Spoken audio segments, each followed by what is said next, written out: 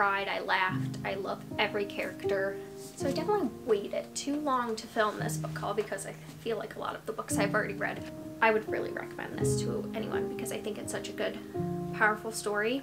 Bookstagram got me. It just sounds amazing because if you're pinning stay-at-home moms versus vampires, I'm gonna root for the stay-at-home moms, obviously.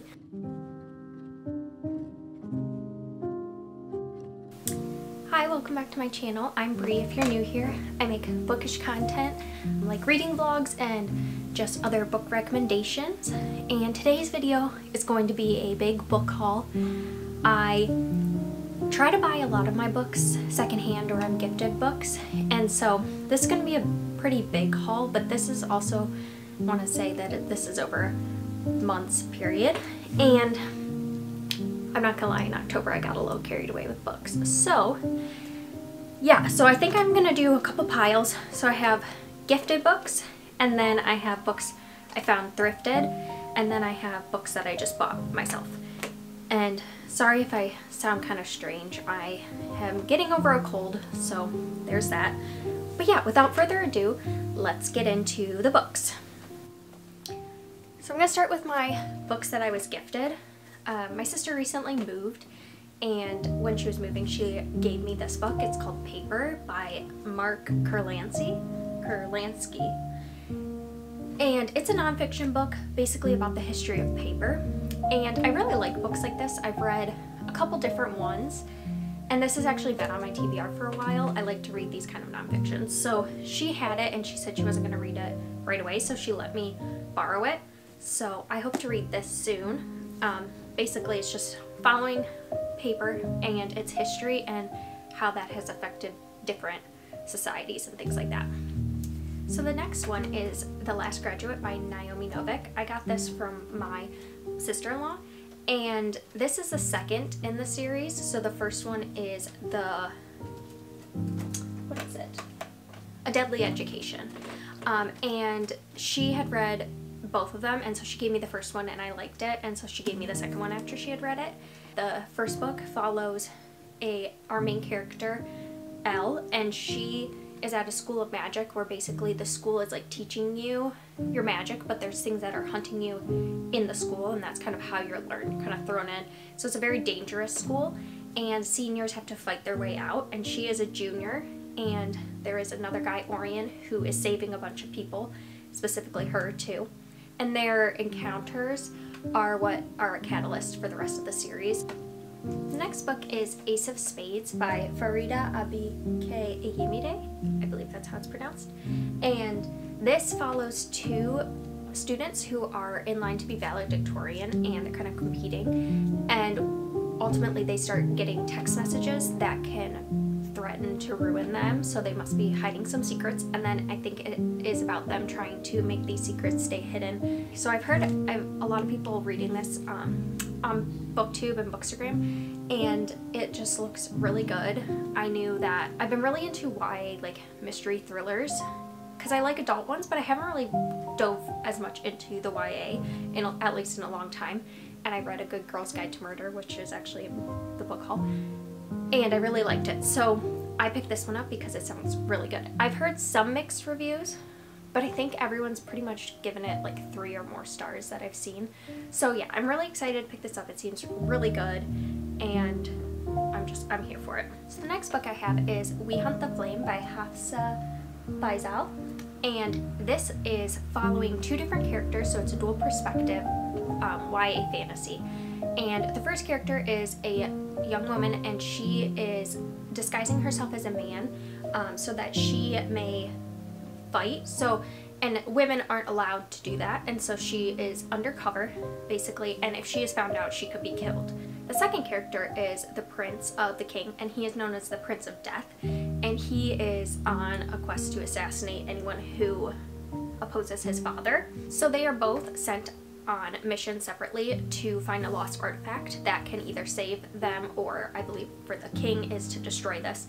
And so they become entangled together, and I just think this sounds so good. So I'll just read a little synopsis because I think this will give kind of an overview is, it says, set in a richly detailed world inspired by ancient Arabia, We Hunt the Flame is a gripping debut of discovery, conquering fear, and taking identity into your own hands. So I think I want to pick this up this month. It's December. And yeah, it looks really good. So the next book I have already read, and you would have seen a reading vlog about it. It's The House in the Cerulean Sea by T.J. Klune. And I love this book. I know it's been making its rounds on the internet, and a lot of people love it, and for good reason. So this follows Linus Baker, and he is basically a social worker for orphaned magical kids, and he goes and checks up on them and makes sure the orphanages are running the way they're supposed to, and sends report back to the head of the orphanages. And he is sent to go to the most dangerous orphanage in the world by the top people, and he has to report back and spend a month with these children and report if the orphanage should be closed. And it ultimately is a story about found family and accepting who you are, and it's such a beautiful story.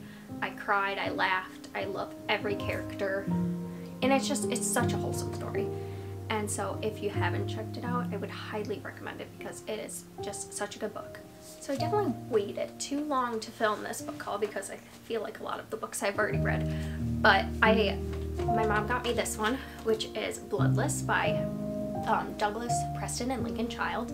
And it is the 19th book in the Pendergast series. So the Pendergast series follows FBI agent Aloysius Pendergast as he hunts down the most heinous killers. And each book is kind of different. So this one came out in October, and it feels like maybe a vampire could have done it because all the bodies are drained of blood, and so it's surrounding this. It's in Savannah, Georgia.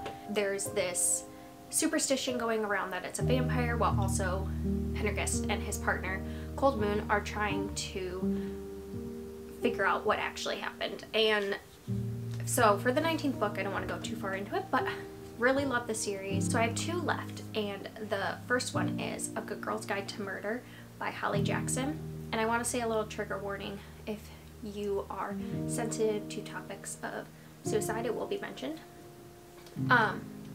So it follows Pippa, and she's in her senior year of high school, and she's doing a senior capstone project. And for her senior capstone project, she decided she wants to figure out who really murdered Andy Bell.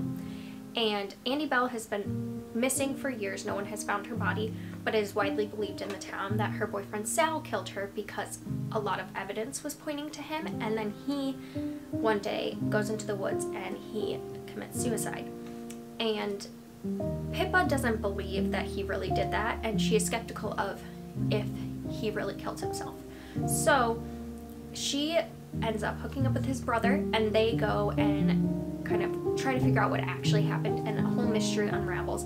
And it's a YA murder mystery, and it's so well written. I really liked it. I feel like it's a modern day Nancy Drew, and so I picked this one up, and I really enjoyed it. And if you're in for a murder mystery but you want to go the YA route, I would choose this one. Okay, so the last book that was gifted to me is In My Dreams I Hold a Knife by Ashley Winstead, and this has been going around BookTube and Bookstagram like crazy.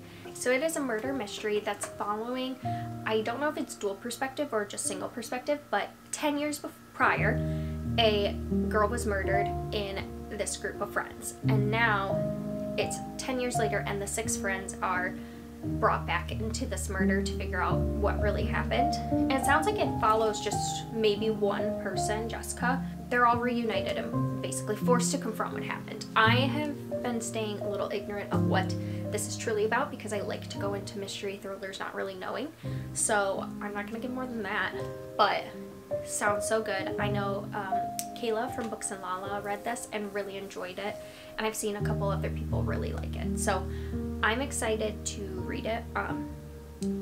It sounds right up my alley. This is going up. I recently finished this one, and it should be in a reading vlog, my Thanksgiving reading vlog, and that is Firekeeper's Daughter by Angeline Booley. And this is about an 18-year-old Ojibwe woman, Donis. She is thrown into this undercover job where she is trying to figure out who is supplying drugs that is killing her community. And it is set in Sault Ste. Marie in the UP, so northern Michigan, Upper Peninsula. And she is battling between her dual identities too, because she is part Ojibwe and part white.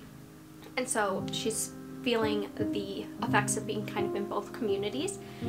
And I read this, I gave it 5 stars. I really love this. Not only is it set in Michigan, so I'm biased because I think it's really cool to see something written from a perspective of kind of where I've grown up, but also it's so powerful, it's so deep in what Indigenous folks go through, especially women, but also this girl trying to find her way and losing someone, grief, all these things. So it's a YA murder mystery, and again, I would highly recommend it. I would really recommend this to anyone because I think it's such a good, powerful story. And it's not the most fast-paced thriller type book, but it is powerful, and what she goes through, I think is really important to read. So the next one is If We Were Villains by M.L. Rio. And I don't know much about this except for I think the main character just gets out of jail and is kind of rehashing what actually happened back before, because I think he was charged with murder, and it involves Shakespearean plays, unraveling. I think someone died on stage. I'm not really sure. I've heard really good things about this book, so I picked it up because a lot of people have said this is like their new favorite book, and it's a mystery thriller. It's adult, and again, I'm just going into this not knowing a lot because I don't want to know a lot about it. So yeah, super excited for this one. It was kind of like Bookstagram got me on this one, but I'm hoping that it'll be right up my alley because I've been really, really, really into mystery thriller lately, so I'm hoping this one's a winner for me. So this one I was going to read for my previous reading vlog, but I was sick, so I only got to one of the books, but I really hope to read this month, and this is a horror. It's The Only Good Indians by Stephen Graham Jones. I've had this book on my TBR for a while. I mostly go to secondhand stores, and I didn't find it anywhere, but I wanted to read this so bad. I don't really read horror, and so this is kind of scary for me because I don't know how scared I'm gonna be, but I've heard such good things about this author. He came out recently with My Heart is a Chainsaw, which has, I think, pretty good reviews. So this follows 4 Blackfeet men who I believe start dying one by one, and I think it has a supernatural element to it. Yeah, so I think they have to rehash it says a disturbing event from their youth, and that leaves them dying off. So I'm really looking forward to this because I think this is going to be such a good book, and hopefully my kind of initial foray into horror. So super excited. So this one is The Devil and the Dark Water by Stuart Turton. He wrote The 7.5 Deaths of Evelyn Hardcastle, and I loved that book when I read it, I think 2 years ago. I gave it 5 stars. It was just such a fast-paced mystery thriller, and I really loved what he did. It was so different than a lot that I've read. So I picked this one up. This is I think his first novel. So this follows Samuel Pepys, and he's the world's greatest detective, but he has been charged with, he's to be executed for a crime he didn't commit, and he's with his bodyguard who's trying to prove his innocence. And then I believe they're on a boat, and stuff starts going down on the boat. People are hearing voices. Something's gone wrong. And that's all I know. Because again, like I've said a million times, I want to go into these things not really knowing too much. I'm super excited for this one because I really liked him, and I'm hoping he'll become a new favorite author for me. But I haven't heard anyone really talking about this one, so I'm excited to pick it up. I think this was released a while ago, so maybe that's why I haven't heard anything. The next book I have is Good Girl, Bad Blood by Holly Jackson, and this is the second book in the Good Girl's Guide to Murder series. So I have no clue what this is about, but the last book kind of leaves you on a cliffhanger, so I have maybe some ideas of what it could be, but this is the second book, so I'm not going to go in too much into detail because I just recently talked about A Good Girl's Guide to Murder. So yeah, second book in the series. Okay, so if you can't tell, really into murder mystery this year. Last year I think it was fantasy, this year murder mystery. So this one is The Southern Book Club's Guide to Slaying Vampires by Grady Hendrix. I've heard Grady Hendrix writes really kind of funny books. Like, there's a lot, not funny, that's not what I'm looking for. It's horror, murder mystery, but there's humor in it. And this is, I've seen a couple people read it, mainly Kayla from Books and Lala. I feel like I get a lot of recommendations from her channel. So this is following a kind of stay-at-home moms book club, and they are pinned against vampires that are taking over their town, and they have to go and battle them, basically, I think is what the synopsis is. It just sounds amazing, because if you're pinning stay-at-home moms versus vampires, I'm gonna root for the stay-at-home moms, obviously. So yeah, I think this is gonna be fun but scary, and I've heard really good things about Grady Hendrix, and if I like this, again, kind of a foray into, I don't know if this is more thriller, but it feels a little bit leaning horror, and I can't remember what section I got it from. But either way, I think this is gonna be a really good one for me to pick up that might bridge the gap between the two. And then the final book I got is, that's not thrifted, is Lore Olympus. It is a graphic novel. So it is a webtoon. It's by Rachel Smithy. And I've seen this webtoon around, and I never really read them in order. I just kind of would see them every now and again, and always really liked it. So this is following Persephone and Hades and kind of like their love development, but it's like very modern. So like they have cell phones, they're going to parties, stuff like that. And it does deal with some heavy topics, so you might want to look up some of those trigger warnings before you read.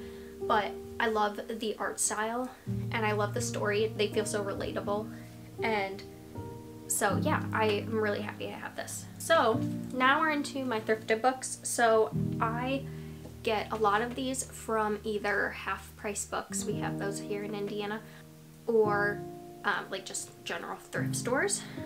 So the first one I found at the thrift store, and that was The Hazelwood by Melissa Albert, and I read that this last month, and you'll see in my wrap up. So this follows Alice, and her mom have always been on the move. They never stay one place too long, and she finds out from her mom that her grandmother has passed, and her grandmother is the writer of these really obscure fairy tales, and no one can ever seem to keep a book for long of these fairy tales or find these fairy tales, and Alice has always been intrigued by her grandmother fairy tales, but her mom kind of keeps her away from that.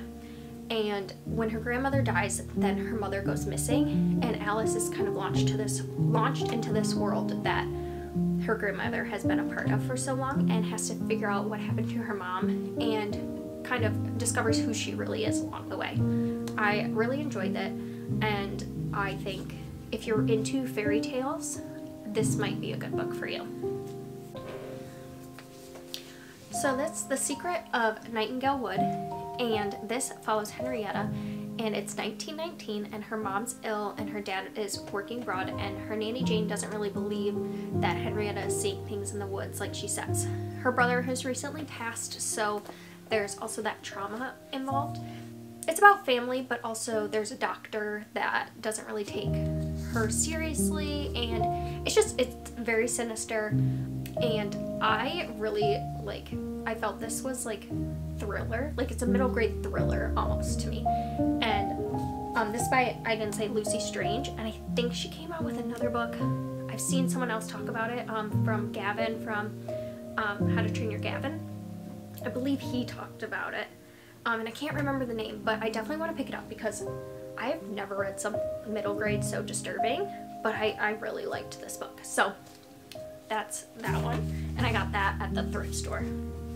So the next book is a book I'm actually in the middle of. I am 221 pages in, and that's Sorcery of Thorns by Margaret Rogerson. This follows her main character, Elizabeth, and she works in a library, and one night the head of the library is found dead, and she runs after these grimoires because these grimoires, they take care of them, and if they turn bad, they basically can come to life and cause chaos. Well, one of them has done that, and she takes off after it and destroys it, but the new head of the library believes that she killed the director and that she's the one who released the grimoire and all this stuff. So it launches into figuring out what really happened and stopping the person behind it. It's a standalone, which I find really nice because a lot of times in YA fantasy it's a series, and I have so many series I'm trying to finish, and I really like that it's a standalone. I like the writing. I think it's a great book, and I like the library aspect to it. So this one I got at the thrift store. It's The Bone Garden by Tess Guriston. So it's an older book, and basically I think this woman finds a skull, and I believe it's a dual timeline, so it goes back to like 1830 and the present, and it's weaving what happened to these women back then with events from now, and I believe this woman's kind of figuring out what happened to those women back in the day. I saw this at the thrift store. It was $1, and I thought it sounded so intriguing, so I picked it up. So this one you will have seen I read in a reading vlog. I said that about so many of them. But that's All the Missing Girls by Megan Miranda. So this follows Nicolette, and she is forced to go back to her hometown when her father has Alzheimer's, and he's in a home, and her and her brother have to sell the house because they've run out of money. So she's forced to go back home and confront what happened to her best friend years before. Her best friend went missing, and no one has ever found her.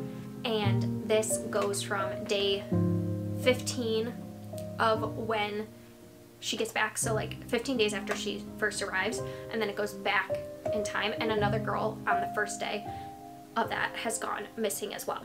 And so you're trying to figure out what happened to these two because they seem to be connected, and it's through the perspective of Nicolette, and she's having to confront things that happened back then. So the last book, no, sorry, not the last book. So the next book is, like I said, by Megan Miranda, and that's Perfect Stranger. And I believe this is, so this girl, Leah, and her friend, Leah's career implodes, as it says, and she and her best friend and her friend go to another city to start over, and I believe her friend maybe goes missing, but she starts to learn that she doesn't know as much about her friend as she thought she did. And this launches into a whole thing where the town, I maybe believe she's murdered her friend. I'm not really sure. I picked it up because, again, I want to try another Megan Miranda, and this one looked interesting to me. So yeah, I got both of those at Half Price Books. So I'm going to do 5 of these books just in one go because I'm not going to go into all of them. But I collect, as you may have known, Agatha Christie books, and I always look for them at Half Price Books, and this is the versions I like. So I got 2 Miss Marple, which is The Murder at the Vicarage, and Miss Marple, The Complete Short Stories, and that makes, I think those are the first, so I have two more Miss Marple, and my collection's not almost complete, but it's starting to get there. I also picked up The Last Seance, which is just like short stories about supernatural elements, and then Crooked House, which is just a standalone of Agatha Christie, and then I got a Poirot, which is The Murder of Roger Ackroyd, and I've read the most of Poirot, and I haven't started any Miss Marple because I want to finish all the Poirot first, and then I've read some of her standalone stuff. So I'm working on my collection, and I have a huge collection. It's actually behind me, you won't be able to see, but I probably have like maybe 15 books of hers. And again, I like these versions, but at Barnes & Noble they're kind of expensive. Like they're about, they're like $15 or $16, and I read them so fast. And it's just been a fun thing to like go to Half Price Books and try to find them whenever I can, because usually I can find like 1 or 2. But sometimes too they don't have these versions, so then they usually have Agatha Christie but not these versions. So yeah, it's just a fun thing I like to do, and I got these 5, so this has been over months, but I'm really happy to have these in the collection now. So another one I'm going to do in a row is, I think I have them in order, is Will Thomas's series. It's Llewellyn and Barker, and it is kind of like, it's like a Sherlock Holmes, and it's around the same time period, but they're you know, murder mysteries, and I wouldn't say they're by Will Thomas. I don't know if I said that. They're not the best mysteries I've ever read. I think I gave this one 3 stars. I believe I gave this one 2 stars, and this one maybe went up to 3. That might be out of order.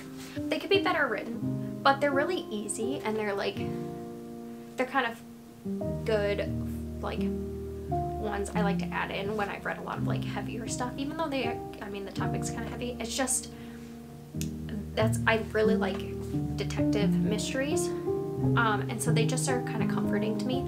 But I have read most of these. Actually, I read all of these from the library, but I found these at the thrift store, and each one was like 50 cents. So this one I found, we're down to 3. Almost there. So this one I found at the thrift store, and it's Then She Was Gone by Lisa Jewell. I read The Family Upstairs. Yeah, I read The Family Upstairs by Lisa Jewell, and I actually unhauled it because it was like a 3-star for me. And so I saw it, and I wasn't sure if I wanted to read more of hers because her writing is a little bit more gruesome than I like. I don't know if gruesome is the right word, but there was just something about it I didn't love. But I saw this one and it was $1, and I thought, I'll give her another chance because I've only read that one book, so I can't really judge if I like her based on one book. So this one is basically the perfect daughter goes missing, and her mom years later is dating this guy, and she meets his daughter, and it looks exactly like what her daughter looked like when she went missing.